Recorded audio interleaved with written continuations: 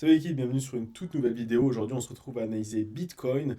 J'avais donné l'idée pour les lives, donc j'ai vu que vous étiez certains à mettre des commentaires, que vous étiez chaud pour faire ça. Ben, écoutez, on va essayer d'en organiser un la semaine prochaine. Je vous dirai la date dans la prochaine vidéo. Et si vous voulez, je le dirai aussi dans le Telegram gratuit qui est dans la bio. Je pense que j'enverrai le lien directement sur le Telegram car c'est compliqué de passer directement sur YouTube. Donc n'hésitez pas à y aller, c'est vraiment gratuit et je le fais pour aider les personnes qui ont un petit peu plus de mal ou qui veulent vraiment aller plus loin sur les cryptos, avoir plus d'informations, etc. Voilà, sur ce, on va analyser directement Bitcoin. Je suis très content que ben, vous soyez là, que vous regardiez les vidéos, même dans ces périodes-là où c'est compliqué de suivre parce que voilà, on est dans un marché baissier. Donc vous êtes là, bravo à vous, à tous ceux qui restent, et on va regarder un petit peu ce qui risque de se passer dans les prochains jours. Allez, on est directement parti pour analyser Bitcoin. Je ferai une vidéo où je vais expliquer les vagues d'Elliott, parce qu'il y en a beaucoup qui ne comprennent pas encore ce mécanisme-là. Je vais faire une vidéo complète, d'accord, où bon, il y aura un meilleur montage, etc., pour que vous compreniez bien comment ça fonctionne. Alors je le dis directement, ce n'est pas du tout facile à faire. Donc méfiez-vous de tous ceux qui vous disent voilà, que c'est facile, etc. Ça n'est absolument pas. Et c'est pour ça que je le fais pour vous. Je vais créer un modèle aussi à part entière pour confirmer qu'on est bien en tendance baissière.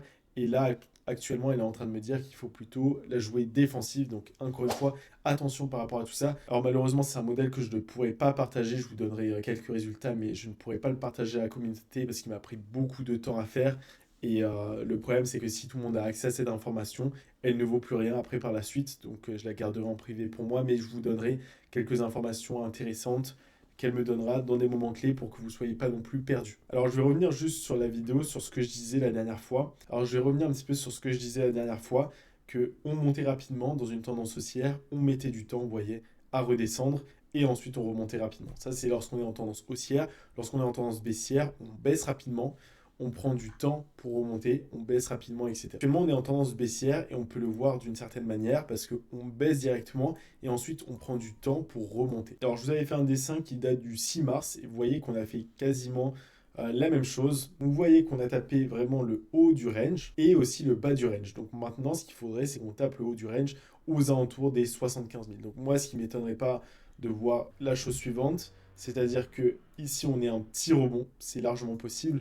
Ici, tout le monde FOMO. Et ensuite, on va plus bas rechercher ce carré vert. Ce carré vert est extrêmement important parce que ce sont des zones clés, des vagues d'Elliott.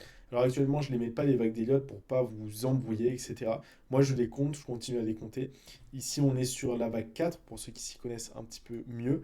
Donc, on a fait notre vague 1 ici, la 2, la 3, la 4 et la 5 qui sera plus petite que la 3 parce que vous voyez que la 1 c'était la vague qui était la plus longue. Ça voudrait dire que notre vague 5 n'ira pas plus bas que les 38 000 dollars. Donc déjà tous ceux qui vous disent qu'on ira en dessous des 38 000 dollars, ça on risque pas d'y aller parce que comme vous pouvez voir, notre vague 3 qui est juste ici est plus petite que la vague 1. On sait que la vague 3 n'est jamais la plus petite, donc la 5 sera la vague la plus petite. Et ici, elle ne dépassera pas les 38 000 dollars. Donc tous ceux qui vous diront une fois qu'on sera dans ces zones-là qu'on ira vers les 38 000, c'est faux. Sauf si on a vraiment un gros Black Swan, ce qui m'étonnerait qu'on ait un très gros Black Swan par rapport aux nouvelles qu'on a. Rappelez-vous toujours aussi que si je peux anticiper certains mouvements de prix, c'est pas parce que je connais les nouvelles en avance, c'est généralement parce que les nouvelles donnent du momentum au prix. C'est-à-dire que le prix ira plus rapidement à certaines cibles de prix. Donc imaginons que par exemple Bitcoin doit faire cette pattern-là, d'accord? Donc ce chemin-là. Et bien avec la nouvelle, sans la nouvelle, il va peut-être faire quelque chose comme ça. Avec la nouvelle, il ira directement à la fameuse target, donc à la fameuse cible de prix. C'est juste la différence, c'est le temps. C'est-à-dire que généralement, avec les nouvelles, on va plus vite aux zones clés. Donc pour l'instant, je reste encore tout de même baissier sur Bitcoin. On va aller sur Tensor Charts parce que malheureusement, Trading Light ne fonctionne plus. Alors je le dis juste d'abord pour tous ceux qui sont nouveaux, n'ayez vraiment pas peur. C'est comme ça qu'on analyse les charts. Je vous le dis pour la prochaine chart qui va arriver. Attention, parce que tous ceux qui ne vous montrent pas forcément ces données-là voient, en fait, c'est l'équivalent de conduire un camion en regardant seulement le capot. On ne peut pas faire du trading ou, enfin, vous vendre du trading, etc., ou de l'analyse de prix seulement en regardant les charts comme ça. Alors oui, ça peut fonctionner, comme lorsqu'on voit ces patterns-là, mais ça fonctionne sur le long terme. Mais tout ce qui est day trading, c'est quasiment impossible d'avoir un edge, c'est-à-dire un avantage par rapport au marché, en regardant seulement des bougies. Par contre, ça ne veut pas dire que vous pouvez réussir sur le court terme. Voilà, je vous le dis juste comme ça, vous le savez. Bon, c'est là où on attaque les choses un petit peu plus difficiles. Là, vous voyez beaucoup de chiffres, etc. Alors, c'est pas compliqué en soi, je vais vous expliquer tout ça très simplement. Alors, tout d'abord, il faut vous dire où est-ce que le prix va aller et où sont mes résistances. Alors, les SNR, ce sont les Support and Resistance, donc ce sont les supports et résistances sur un graphique, et comme vous pouvez le voir juste ici, les lignes bleues sont nos résistances. Donc là, vous voyez, vous avez déjà 3 grosses résistances. Vous mettez en plus combiné à ça le volume de profil, juste là, et ça nous indique déjà qu'on risque d'avoir des grosses résistances au niveau des 70 000. Donc vraiment attention par rapport à ça. Si on arrive à dépasser ces résistances-là, attention encore une fois, on a des résistances au niveau des 73. Par contre, vous voyez qu'on a un beau support au niveau des 68 000, un beau rebond pourrait arriver, mais à mon sens, on ira plus bas. Alors comment je le sais? Tout simplement, vous voyez juste ici, on a le bid et l'ask. Ça, c'est très important de l'avoir en tête. Le bid and ask, il vous permet de savoir qui contrôle le marché.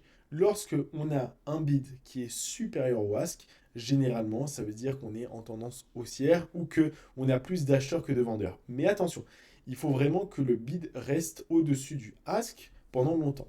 Le bid signifie les personnes qui mettent des ordres d'achat sur le marché. Comprenez bien que si vous achetez sur le marché, le prix monte. Et l'ask, c'est des ordres vendeurs sur le marché, c'est-à-dire que lorsqu'on met un ordre vendeur, lorsqu'on vend, le prix baisse inéluctablement. Ce qui est important de voir, c'est aussi les différentes zones où on peut avoir en fait des inefficiences de marché. Donc généralement, on le voit dans le counter ratio et dans les imbalances qu'on peut avoir. Alors qu'est-ce qu'une imbalance? C'est la zone en fait où il y a un décalage, où il y a beaucoup plus d'acheteurs que de vendeurs. Et ça s'appelle une imbalance. En fait, le counter ratio, c'est le pourcentage de traders à peu près qui sont en position acheteur ou vendeur. Donc là, vous voyez, on commence à avoir des traders en position acheteur. Généralement, comme vous voyez juste ici, on a des acheteurs qui achètent vers les bottoms. Donc ça, c'est vraiment intéressant de l'avoir.